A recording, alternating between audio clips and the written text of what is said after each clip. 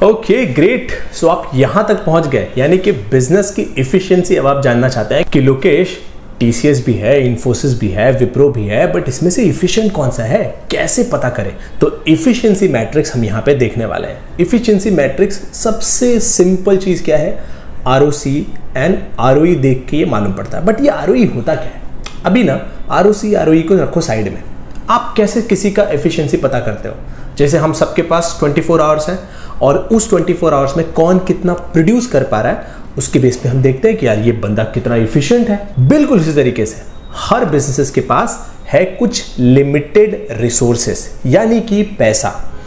उस पैसे को वो कितना इफिशिएंटली यूज कर रहे हैं और उस पैसे का इस्तेमाल करके कितना प्रॉफिट प्रोड्यूस कर रहे हैं, उसी के बेस पे हम डिसाइड करते हैं कि कौन सा बिजनेस कितना इफिशिएंट है। जैसे आपके सामने अगर एक जूस सेंटर है जो 100 रुपए का सामान लाता है लेकिन प्रॉफिट जो है 200 रुपए का दर्ज करता है, और वहीं दूसरा जूस सेंटर है जो 100 रुपए का सामान लेकर के आता है लेकिन सिर्फ 20 रुपए का प्रॉफिट दर्ज करता है, तो अब प्रॉफिटेबल तो दोनों है, लेकिन पहला वाला बिजनेस ज्यादा इफिशिएंट है। और इस इफिशिएंसी को चेक करने के लिए दो फॉर्मूले बनाए गए हैं, एक है आरओई और एक है आरओसी। अब ये आरओई क्या होता है, यानी कि रिटर्न ऑन इक्विटी। बहुत ही सिंपल है। रिटर्न ऑन इक्विटी का मतलब यानी कि उनके पास कितने पैसे अवेलेबल हैं और उस पैसे पे कितना नेट प्रॉफिट जनरेट कर रहे हैं, उसी को कहते हैं रिटर्न ऑन इक्विटी। बस एकदम सिंपल। अपना जूस सेंटर वाला एग्जांपल लेते हैं। याद है उस बिजनेस में हमारे जो टोटल नंबर ऑफ शेयर्स थे वो 10 थे और हर शेयर का प्राइस 100 रुपए, करेक्ट? तो अब हमें ये कैसे मालूम पड़ेगा कि इस बिजनेस के पास कितना पैसा यानी कि इक्विटी अवेलेबल है? ये काफी सिंपल है। क्या होता है ना, शेयर प्राइस देखो रोज ऊपर नीचे करते रहते हैं, है ना?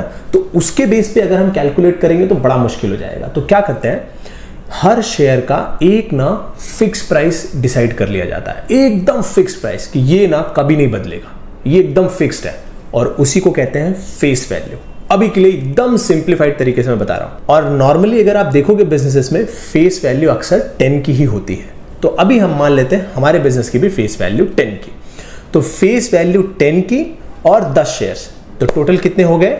100 रुपए, यानी कि हमारे पास 100 रुपए इक्विटी के फॉर्म में है। तो ये जो total share into face value है ना, इसी को शेयर कैपिटल भी कहते हैं। तो हमारे पास शेयर कैपिटल कितना हो गया? 100 रुपए का, प्लस अगर हमारे पास पहले से कुछ रिजर्व होंगे, हर बिजनेस के पास कुछ ना कुछ किसी ना किसी फॉर्म में रिजर्व होते हैं, तो वो रिजर्व को भी हम ऐड करेंगे। और मान लेते हैं हमारे इस बिजनेस में रिजर्व है 450 रुपए का, तो शेयर कैपिटल 100 रुपए का और रिजर्व 450 का, दोनों मिला करके 550 रुपए की इक्विटी हमारे पास हो गई। यानी कि ये जो हमारा जूस सेंटर है, हमारे पास 550 रुपए अवेलेबल है। अब हमने प्रॉफिट कितना दर्ज किया पूरे साल भर में? 100 रुपए का। तो इसका मतलब ये हुआ कि हमने 550 रुपए यूज किए और 100 रुपए का प्रॉफिट दर्ज किया, विच इज इक्विवेलेंट टू 18.18%, और इसी को कहते हैं आरओई यानी रिटर्न ऑन इक्विटी। अब इसको विजुलाइज कैसे करें? विजुलाइज काफी सरल है कि 100 रुपया लगाते हैं तो 18 रुपया बनता है। 18% का मतलब 100 रुपया अगर इस बिजनेस में लगाया जाता है तो 18 रुपया बनता है।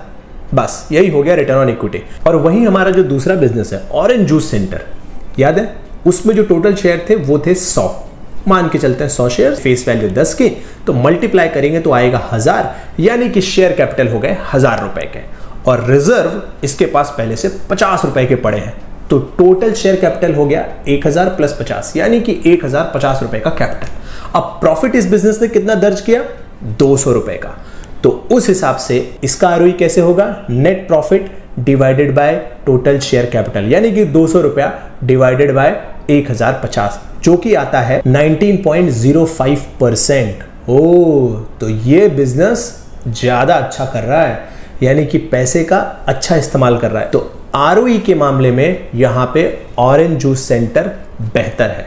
लेकिन यहां पे ना एक कैच है, मान लो किसी ने लोन लिया हो, तो ये तो पता ही नहीं लग रहा है, हो सकता है लोग एक्स्ट्रा कैश यूज कर रहे हो लोन लेकर के, बट लोन तो यहां पे कहीं जोड़ा ही नहीं। तो उसके लिए क्या करें? उसके लिए ना दूसरा फॉर्मूला इन्होंने बना दिया, जहां पे ना लोन को ऐड करके देखा जाता है, और इसी को कहते हैं आरओसीई, यानी रिटर्न ऑन कैपिटल एम्प्लॉयड, यानी कि टोटल कितना पैसा लगा है वो बताओ। सिर्फ शेयर कैपिटल का पैसा नहीं, टोटल कितना पैसा लगा है वो बताओ।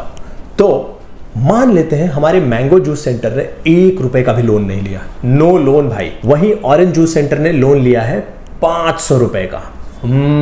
तो अब चेक करना पड़ेगा कि कौन बेहतर पैसा इस्तेमाल कर रहा है। तो अब टोटल कैपिटल कितना हो गया मैंगो जूस सेंटर का? इसका तो 550 ही रहा, क्योंकि लोन तो कुछ है ही नहीं। जबकि ऑरेंज जूस सेंटर का टोटल कैपिटल कितना हो गया एम्प्लॉयड? 1550 रुपए का। तो आरओसी कैसे निकालते हैं? आरओसी काफी सिंपल है, एबिट यानी earning before interest and tax. यहां पे नेट प्रॉफिट नहीं ले रहे हैं। क्या होता है देखो, मैंने जो आपको बताया था वो तो 100 रुपया इनका नेट प्रॉफिट था, बट ये प्रॉफिट कब आया होगा? इसके पहले कुछ इन्होंने इंटरेस्ट में अमाउंट कुछ दिया होगा अगर लोन लिया होगा, या फिर गवर्नमेंट को टैक्स भी तो दिया होगा, तो वो वाला अमाउंट हम लेंगे। यानी कि इनकी अर्निंग थी ये और प्रॉफिट है ये। तो आरओसी इक्वल टू होता है ऑपरेटिंग इनकम यानी कि EBIT divided by total capital employed. तो मैंगो जूस सेंटर का आरओसी होगा 120 डिवाइडेड बाय 550 विच इज 21%। वहीं ऑरेंज जूस सेंटर का आरओसी क्या होगा? क्योंकि इन्होंने लोन भी लिया था, तो 240 यानी 240 डिवाइडेड बाय 1550 जो कि आता है 15.48%। अब आप देखो आरओई में ऑरेंज जूस सेंटर अच्छा लग रहा था, क्यों? क्योंकि उसमें लोन एडेड नहीं था। अब जब हमने लोन ऐड करके देखा तो ये डिफरेंस सीधा सीधा दिख गया कि भाई ऑरेंज जूस सेंटर ना सही तरीके से अपने पैसे का इस्तेमाल नहीं कर रहा है, क्योंकि सिर्फ 15.5% आरओसी, जबकि मैंगो जूस सेंटर आरओसीई तो बहुत ही बढ़िया है, 21% का है। अब ना सारे पैरामीटर्स को सामने रखते हैं। पी के एंगल से मैंगो जूस सेंटर बेहतर है, वहीं आरओई के एंगल से बराबर है दोनों अप्रोक्सीमेटली, लेकिन आरओसी के एंगल से मैंगो जूस सेंटर बेहतर है। तो इस हिसाब से हमें मैंगो जूस सेंटर में इन्वेस्ट करना चाहिए। अब ये सेम चीज आप किसी भी कंपनी का जाकर के आराम से देख सकते हो। एग्जाम्पल के लिए मैं आपको दिखाता हूं। तो ये हम टीसीएस कंपनी को देख रहे हैं, तो आप देख सकते हो इसका पीई 32 का चल रहा है, लेकिन ये पीई ना इंडस्ट्री के ऑलमोस्ट बराबर ही है। इंडस्ट्री का पीई भी 26-27 का चल रहा है, तो ये 32 है, तो ठीक है, रीजनेबल है।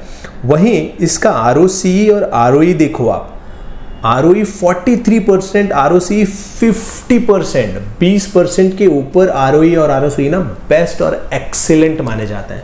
यानी कि टीसीएस का बिजनेस काफी अच्छे प्राइस पे मिल रहा है।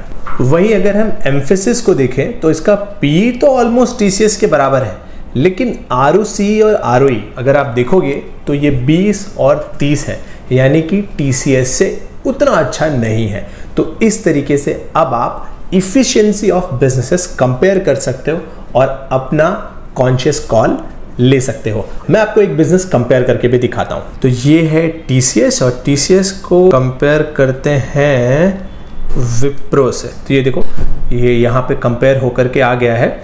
तो प्राइस से तो हमें कुछ मालूम नहीं पड़ता, ये चीज हम सीख गए हैं, ठीक है। पीई अगर देखें तो पी के मामले में विप्रो सस्ता मिल रहा है, 20 के पी पे मिल रहा है, और टीसीएस 32 के पी पे मिल रहा है। याद रखना, दो सेम सेक्टर की कंपनियां होनी चाहिए, ऐसा नहीं कि आप एयरटेल को और टीसीएस से कंपेयर कर रहे हो, ठीक है।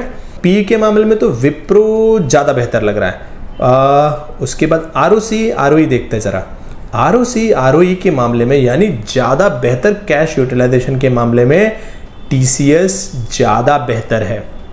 वहीं अगर लास्ट 10 साल का प्रॉफिट ग्रोथ देखें तो विप्रो से बेहतर है टीसीएस।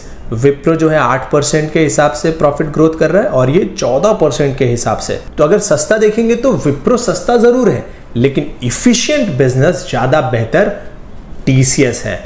तो इस हिसाब से अगर मुझे चूज करना हो तो मैं टीसीएस को चूज करूंगा। आप अपने हिसाब से चूज कर सकते हो, आपको जो ज्यादा बेहतर लगे। आपको ज्यादा सस्ता चाहिए कि आपको ज्यादा एफिशिएंट चाहिए, it's up to you. I hope अब आपको बेसिक समझ में आ गया होगा कि किस तरीके से आपको अच्छे बिजनेसेस को चूज करना है और अपने पोर्टफोलियो में रखना है। लेकिन एक बार आपने अच्छा बिजनेस चूज कर लिया, उसके बाद क्या आपकी रिस्पॉन्सिबिलिटी खत्म हो गई कि बस यार अब तो मैंने चूज कर लिया, अब तो मैंने इसको बाय कर लिया, अब 10 साल बाद देखेंगे और पक्का पैसा बनेगा? आंसर है नहीं, ऐसे पैसा नहीं बनेगा। अब आपको चेक करते रहना है कि ये क्या बिजनेस लगातार अच्छा बना हुआ है या नहीं। तो इसके लिए आपको देखना पड़ता है क्वार्टरली रिजल्ट। तो रिजल्ट में क्या देखना है, क्या बेसिक पैरामीटर्स देखने हैं, उसके लिए आपको ये वाला वीडियो देखना चाहिए। तो अब आप ऑलमोस्ट इस सीरीज के एकदम एंड पे आ गए हो, छोड़ना नहीं है यहाँ पे। अगर आपने ये भी एक बार देख लिया ना, उसके बाद आपको वेल्थ क्रिएशन से कोई नहीं रोक सकता। सो मिलते हैं नेक्स्ट वीडियो में। Thank you so much.